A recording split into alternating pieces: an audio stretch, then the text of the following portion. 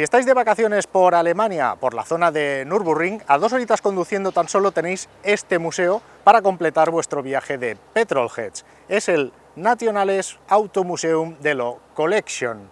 No os lo podéis perder, aunque hay un problema. Hoy es lunes y está cerrado. Pero nos han dado un permiso especial para coches.net para poderlo grabar sin nadie. ¿Qué? ¿Nos damos una vueltecita y os explico algunos de los mejores coches que tienen en esta colección?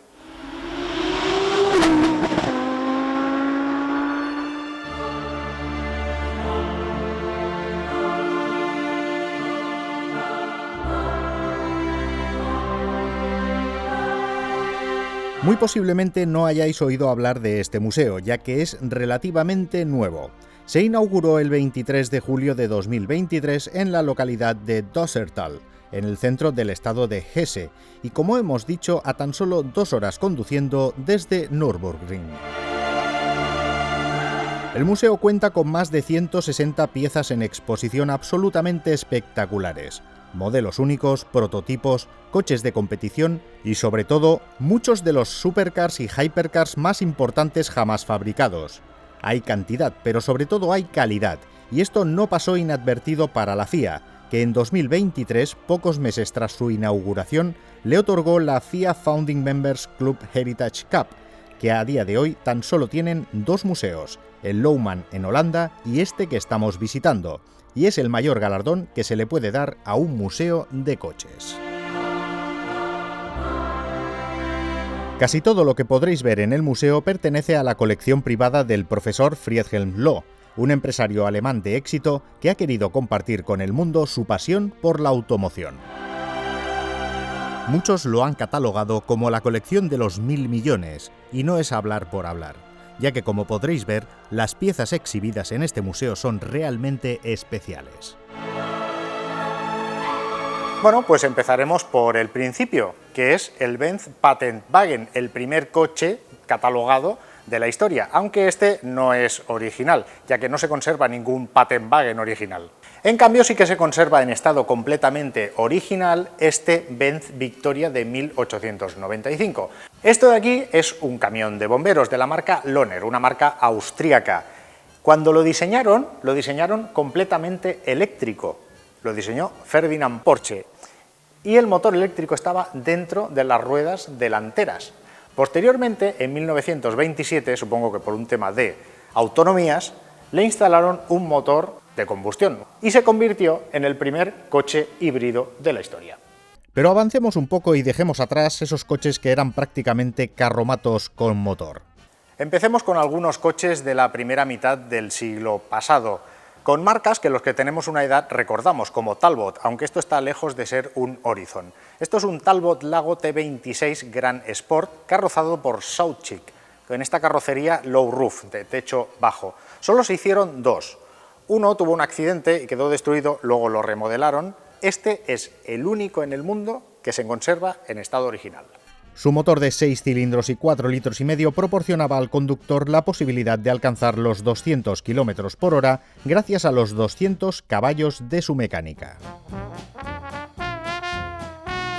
Esto es un Bentley de 4,5 litros y cuando a mi hijo le he dicho que esto era un coche de carreras un poco más y le explota la cabeza.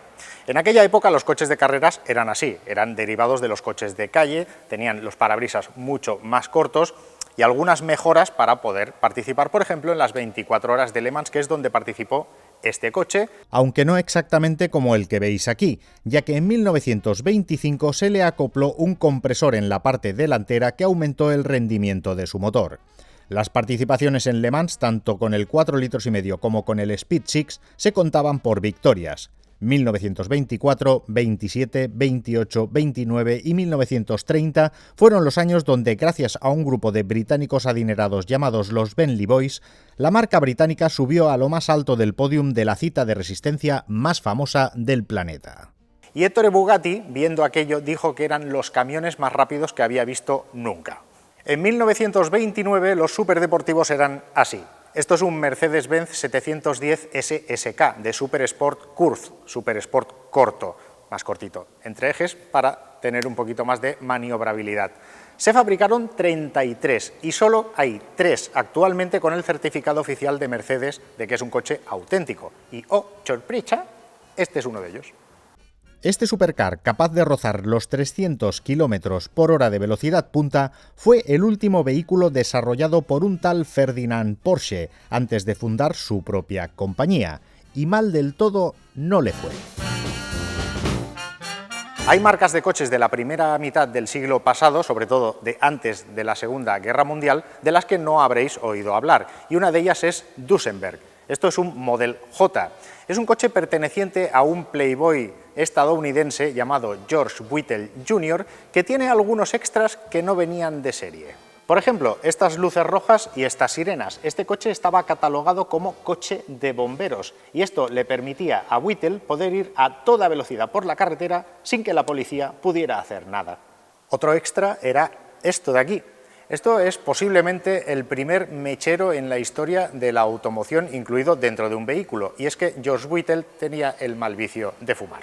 Bueno, y el tercero no es bien un extra, son estas 3 latas de aquí, que en realidad servían para llevar gasolina, aceite y agua.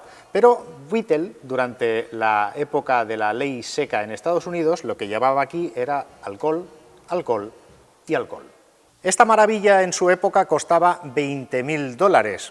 Puede parecer poco, pero claro, el sueldo medio de un norteamericano en aquella época era de $400 al año, así que podéis imaginaros que era un coche absolutísimamente de lujo.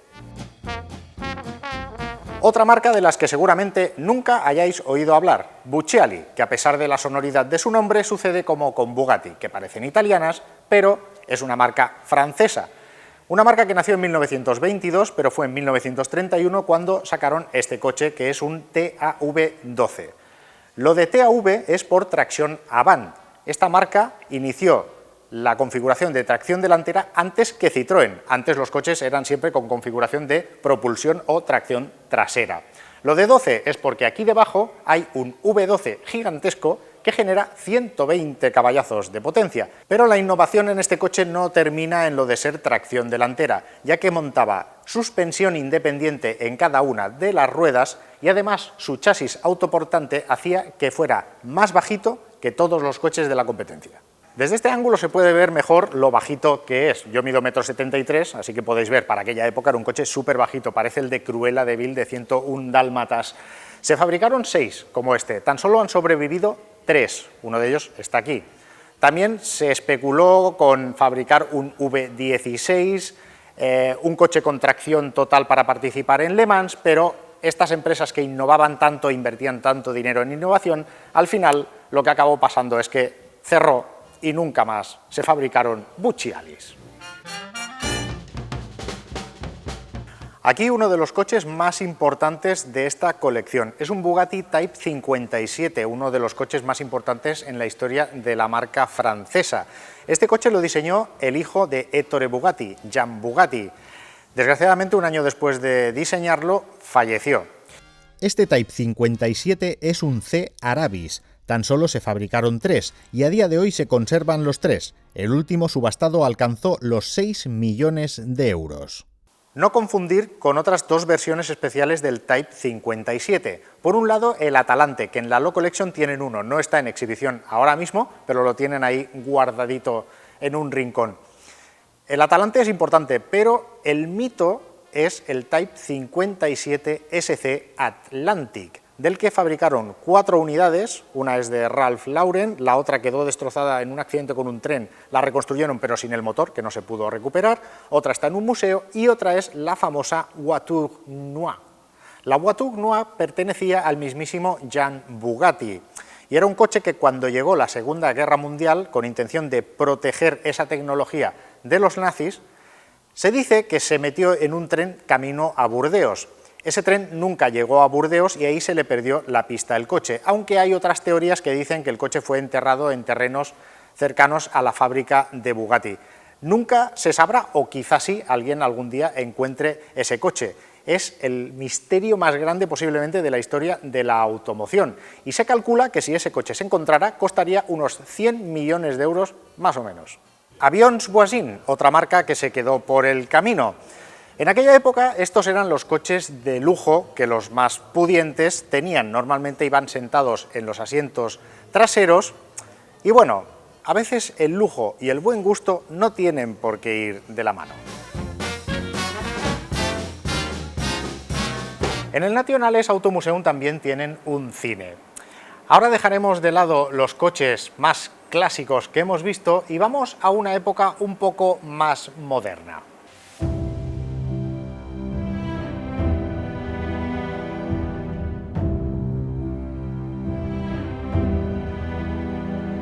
Bueno, este se asemeja ya más a un coche de carreras como lo entendemos a día de hoy, más que el Bentley de 4,5 litros que hemos visto antes. Es espectacular. Esta es una de las joyas de la corona de esta colección. Es un Ferrari 330 P3/412P. Este coche participó en la carrera de Le Mans de 1966. Sí, aquella carrera en la que los Ford GT40 les pasaron la mano por la cara a Ferrari. Pero claro, los italianos son un poquito de la vendetta, la venganza. Entonces, ¿qué sucedió? Mejoraron este coche aerodinámicamente, añadieron algunos apéndices, se cambió el motor y se optimizó de cara a esa vendetta que sucedería en 1967 en la carrera de las 24 horas de Daytona, donde 3 Ferrari ganaron esa carrera, y este fue uno de ellos. Este quedó en tercera posición. Era el coche del equipo NART, North American Racing Team. Y si os fijáis, tiene las llantas pintadas de azul, para diferenciarse de los Ferrari oficiales de fábrica que llevaban las llantas pintadas en dorado. No dio tiempo a pintar el coche con los colores de la escudería, pero sí pintaron las llantas para diferenciarse de los otros Ferrari. Muchos lo consideran como el coche de carreras más bonito de todos los tiempos. Es el coche que inspiró al Daytona de la serie Iconic y su diseño está firmado por Pininfarina.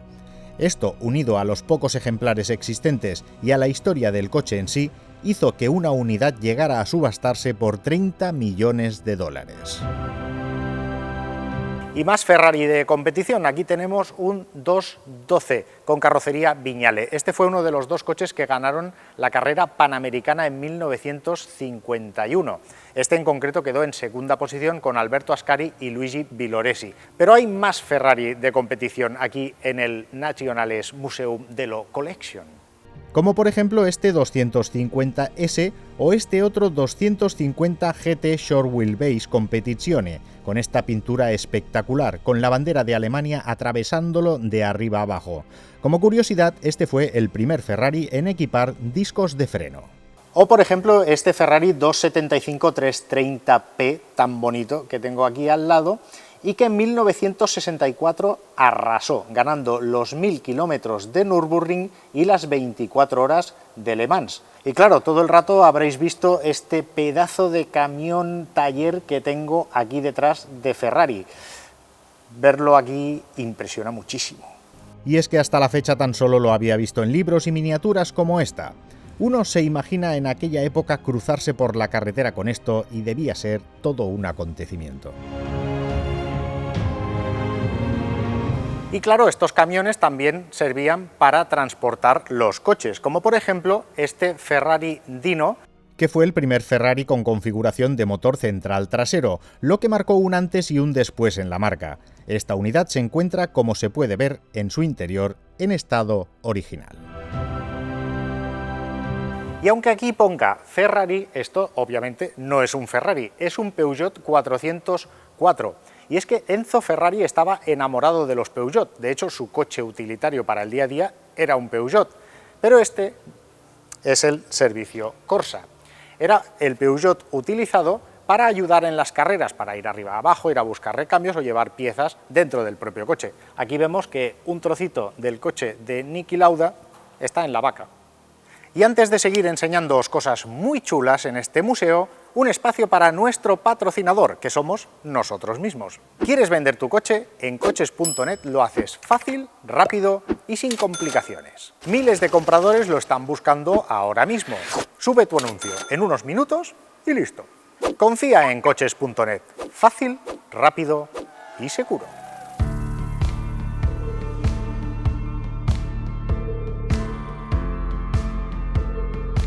En la Low Collection no solo tienen coches de competición, también tienen coches de calle, como este Porsche 959, espectacular absolutamente, y que yo recuerdo de cuando de pequeño hacía los álbumes de cromos.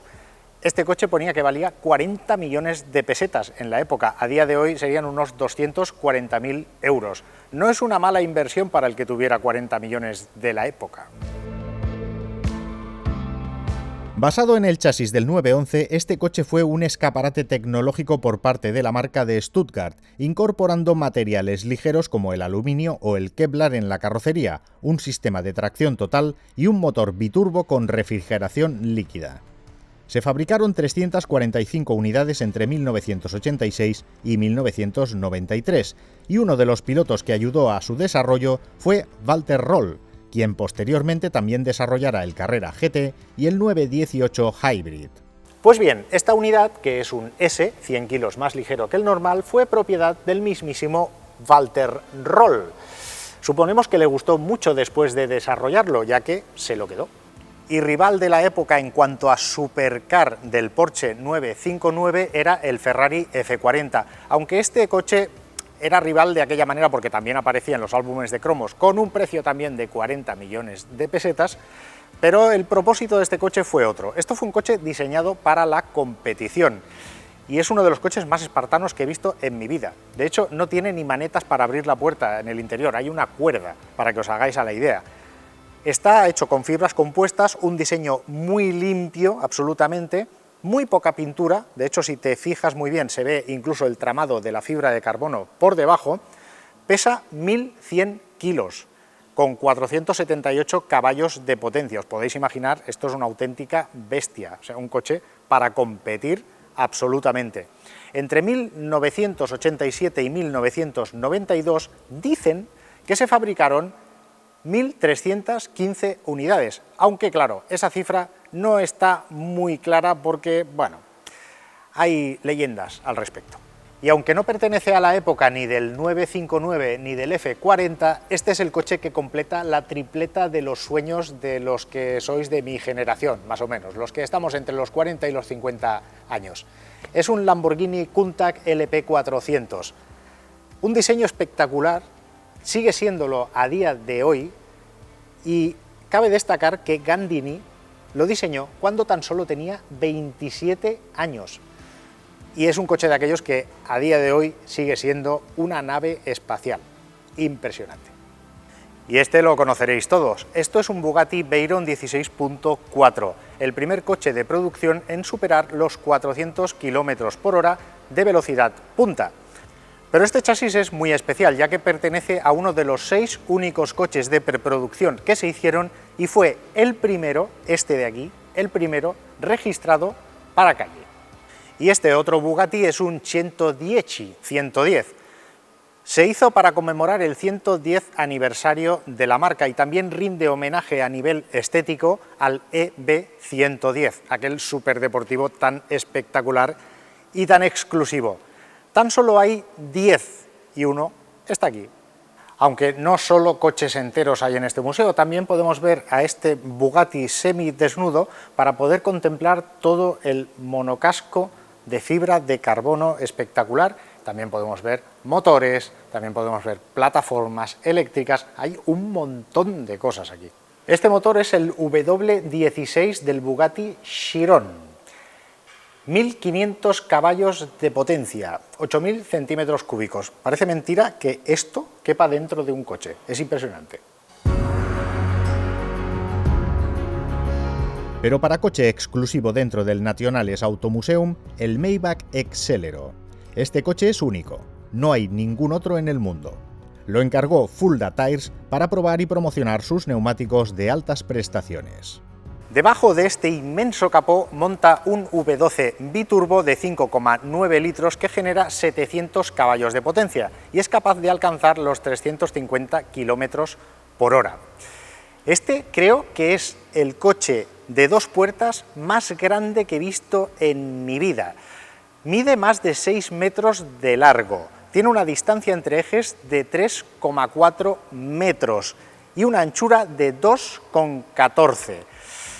Es que Por más que lo veáis en la imagen, verlo en vivo es impresionante, es absolutamente gigantesco. Habéis visto auténticos monumentos en este museo, pero este es posiblemente, junto con el Ferrari 330, el coche más importante de toda la colección. Es un Mercedes CLK GTR. Este coche nació en 1997 para participar en el campeonato FIA GT, con un motor V12. Al año siguiente querían participar en Le Mans y tuvieron que cambiar la configuración del motor por un V8 para poder participar en la cita francesa. Y en 1999 se acabó lo que se daba, porque la FIA decidió cancelar la categoría GT1. Este coche tan solo tuvo 2 años de vida en competición entonces, pero fueron 2 años llenos de éxito. En el 97 y en el 98 ganó el campeonato FIA GT. Pero claro, ahí empezó el mito, justo cuando la FIA decidió cancelar la categoría GT1. ¿Por qué? Porque Mercedes estaba obligado a fabricar como mínimo 25 unidades para calle para poder homologar esos 2 campeonatos. A pesar de que se cancelara la categoría, Mercedes tuvo que fabricar esos coches y empezó a fabricarlos en el 98, cuando ya sabían que el CLK no volvería a competir.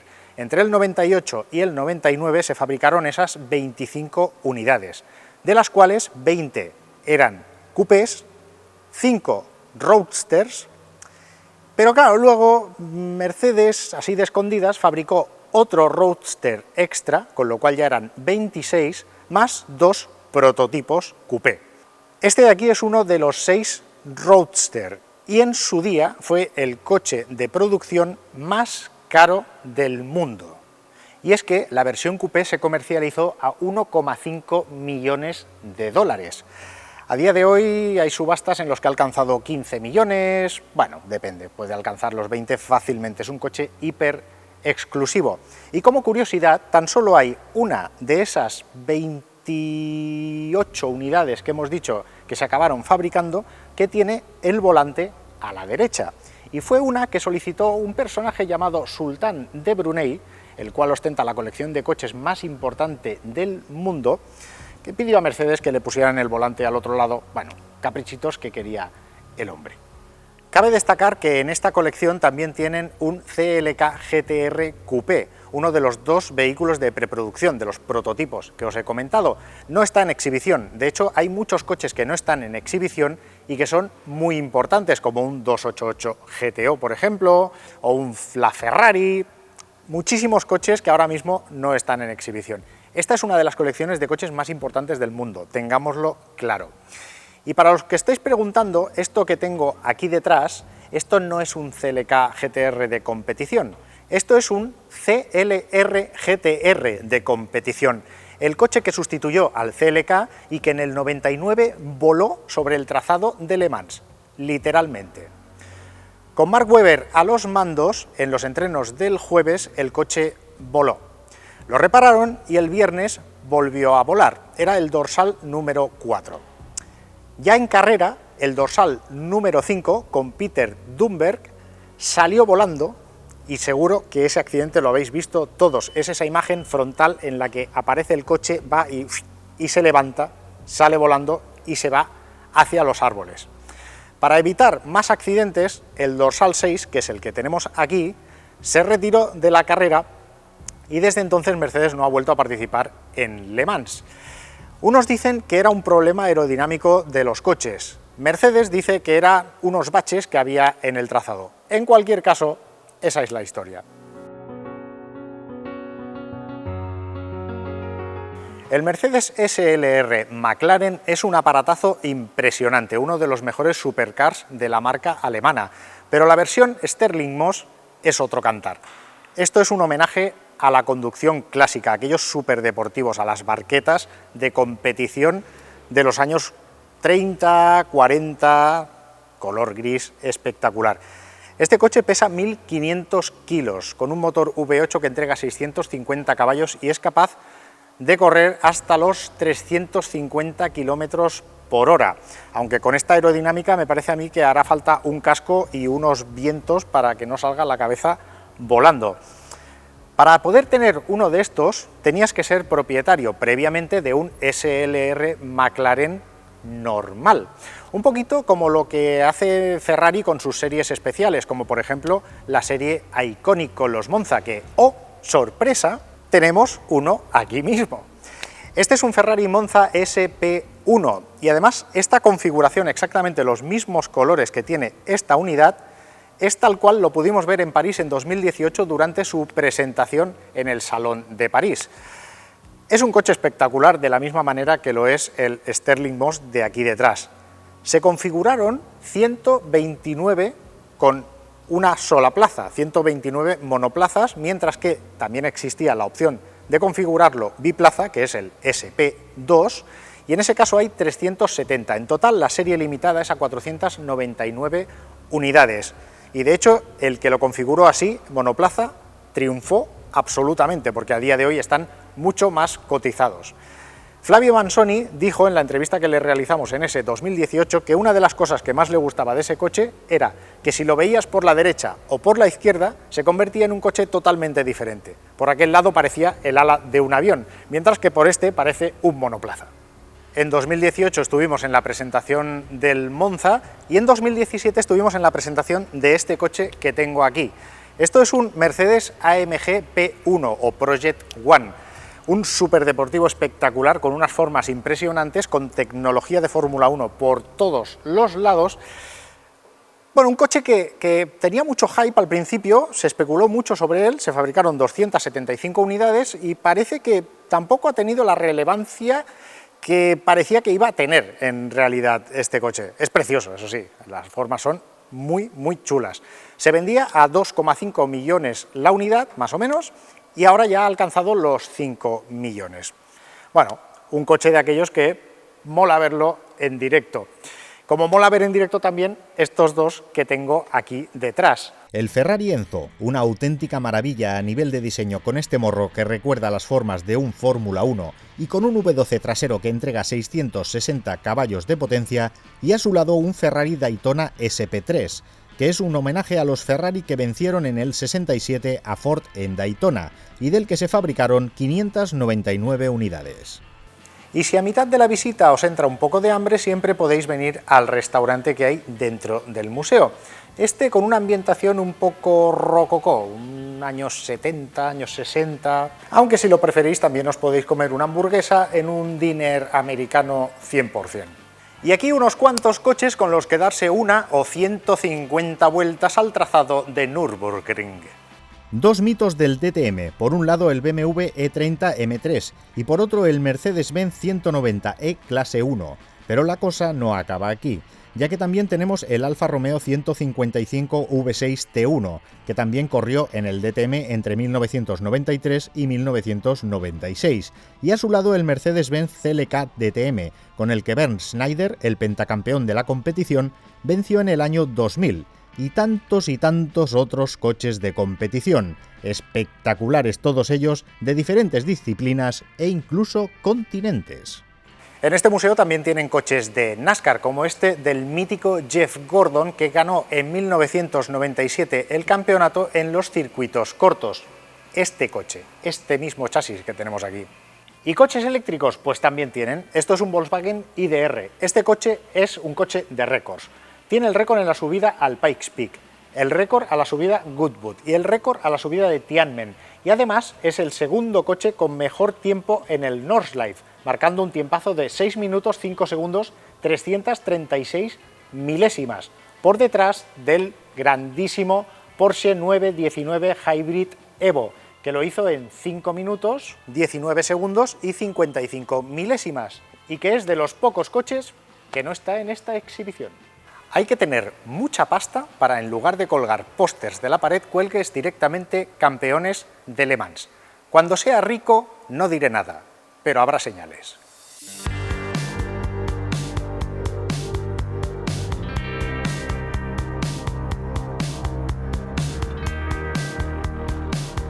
Lo que habéis visto hasta ahora es la exposición permanente del Nationales Automuseum de la Collection, pero también existe una exposición temporal que va rotando desde el nacimiento del museo.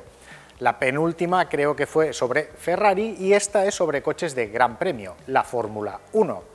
Este fue uno de los primeros que compitió, fue uno de los primeros coches de carreras, construido para correr, digamos. Es de 1903, cuando se creó el primer campeonato donde cada país llevaba 3 coches a competir y el que ganaba la competición albergaba la siguiente competición del siguiente año, digamos. El primero se realizó en Reino Unido y la siguiente carrera ganaron los alemanes y se disputó muy cerquita de aquí, apenas a 60 kilómetros. Fue la primera carrera disputada en Alemania, 1904. Los que habéis jugado al Mario Kart seguro que habéis configurado alguna vez este coche con vuestro personaje favorito. Este de aquí es un Alfa Romeo 16C Bimotore. Y diréis, Alfa Romeo, si está ahí el logo de Ferrari. Sí, muchos lo consideran el primer Ferrari, pero Ferrari era la escudería que llevaba los coches de carrera de Alfa Romeo, los que se encargaban de coger el coche, prepararlo, llevarlo al circuito, montar los mecánicos, el personal, etcétera, etcétera. Este coche con 2 motores se mostró muy poco competitivo en su época, de hecho para carreras de Fórmula 1 decidieron quitarlo porque no valía, pero sí que sirvió para hacer récords de velocidad. Este coche consiguió 364 kilómetros por hora ahí donde lo veis. Ojo, para la época. Pues bien, al establecer ese récord, como el logo de Ferrari se veía más que el de Alfa Romeo, los de Milán cogieron un pequeño ataque de cuernos y fue la semilla que separó los caminos de Ferrari y de Alfa Romeo, aunque este coche enteramente estuvo desarrollado por Ferrari. Por eso muchos lo consideran el primer Ferrari, aunque legalmente no lo sea. Seguramente no me veréis muy bien la cara por el contraluz. Esta especie de pecera está en la fachada del museo. Cuando llegáis con el coche, lo primero que veis es un coche expuesto aquí que también va cambiando. En este caso tenemos para la exhibición temporal de Fórmulas 1 este Mercedes W196 con el que Juan Manuel Fangio fue campeón del mundo. Más cosas interesantes en esta exposición temporal. Con este McLaren MP4, Ayrton Senna venció en 1989 la carrera de Mónaco.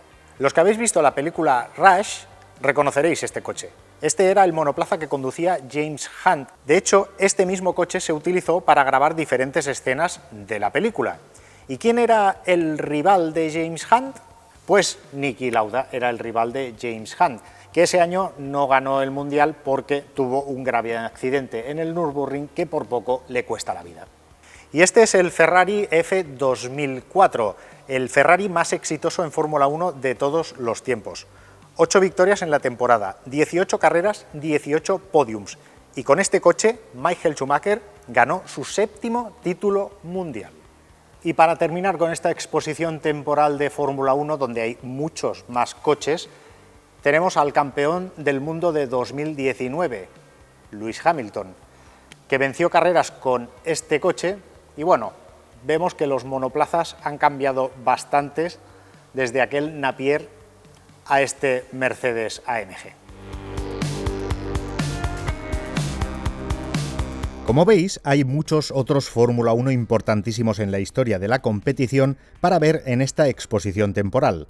Y a pesar de haberos explicado muchos coches, uno se va con la sensación de no haberle sacado todo el jugo a este museo, y es que hay tanto por ver. Nos hemos dejado por explicar auténticas obras de arte y piezas importantísimas dentro de la historia de las 4 ruedas, como por ejemplo el Porsche 356 Speedster, Lamborghini Miura SV, este Shelby Cobra 286 original que perteneció a un ingeniero de la NASA y, según dicen, uno de los coches más complicados de conducir, un Jaguar E-Type Cabrio de los primeros, este otro Jaguar XK SS, el mítico DS, un DeLorean para regresar al futuro. También tienen este Lincoln Continental Limousine One, que fue el último coche del que John Fitzgerald Kennedy se bajó por su propio pie. Porsche 911 Ducktail, la versión de calle para homologar el de competición. Chevrolet Corvette C2 Stingray. Ferrari 512 BB con motor V12 de carburadores, el último Ferrari en montar esta configuración. Ferrari F50 Targa con esta configuración de llantas doradas tan chula. Porsche 917, catalogado como el mejor coche de carreras del siglo pasado.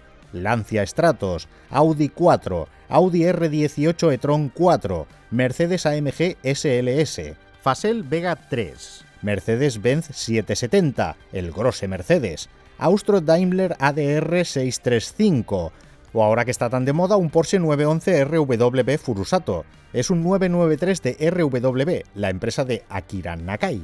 Y como en todo buen museo que se precie, tenemos la tienda del museo, con un montón de cositas para comprar.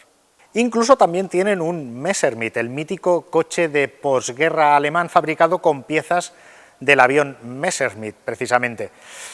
Ya lo veis, esto es el Valhalla para todo petrolhead. Si os gustan los coches, es que aquí, mires donde mires, puedes pasar horas y horas y horas. Y lo mejor es que la colección es tan grande que esto es solo una parte de lo que se puede ver de toda la colección, con lo cual van rotando los coches. Hay coches que un día te encontrarás, otro día no, así que es un poco sorpresa cuando vienes aquí. Pero os aseguro que si venís y lo veis, vais a flipar.